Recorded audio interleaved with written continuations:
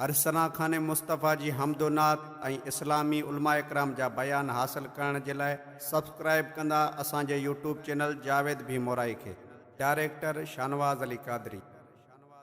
महबूब जे मीलाद जो न कर न कंदो कर, महबूब जे मीलाद जो न कर न कंदो कर, अरबियत एतराज तुम न कर न कंदो कर, सोने ते एतराज तुम न कर न कंदो कर, महबूब जे मीलाद जो न कर न कंदो कर,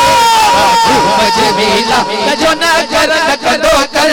अरबियत एतराज तुम न कर न कंदो कर,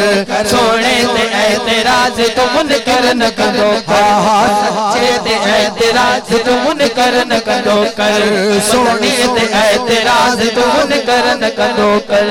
कर तुझे के कस आए भला पेड़ी का लगंदी,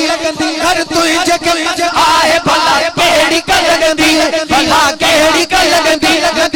केड़ी का लगंदी, हाँ केड़ी का लगंदी, इलाद जी महफिल दिसी किर किर न कंदो कर, इलाद जी महफिल दिसी किर किर न कंदो कर, अरबियत एतराज तुम न कर न कंदो कर, सोने ते एतराज तुम न कर न कंदो कर, महबूब जे मीलाद जो न कर न कंदो कर, महबूब जे मीलाद जो न कर न कंदो कर, अरबियत एतराज तुम न कर न कंदो कर, सोने ते एतराज तुम न कर न कंदो कर। शहर ते मान चवंदुस्ता पांच भई तकणी सुभान अल्लाह चवंदो शहर ही एड़ो लिखियो आहे शायर कुल अकुलिया में हूर मलाइक जजा जानी सुभान अल्लाह अकुलिया में हूर मलाइक जजा जानी मलाइक जजा हूर मलाइक जजा जानी मलाइक जजा जानी मलाइक जजा जानी मलाइक जजा जानी तही घोट जी खुशी में ककड़ फड़ न कंदो कर, घोट जी खुशी में ककड़ फड़ न कंदो कर,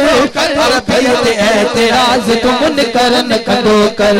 सोने ते एतराज तुम न कर न कंदो कर, महबूब जे मीलाद जो न कर न कंदो कर,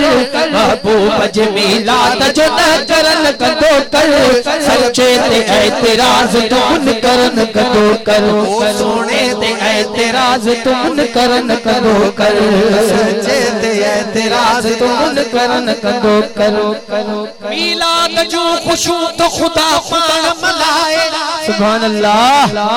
मीलाद जो खुशू तो खुदा पान मलाए, हाँ हाँ पान मलाए, ओ पान मलाए, बाबा पान मलाए, पान मलाए, ओ बाबा पान मलाए, हलाए पान मलाए, जाया तू सादत या चरिया न कंदो कर, जाया तू सादत या अफतर न कंदो कर, एतराज तुम न कर न कंदो कर,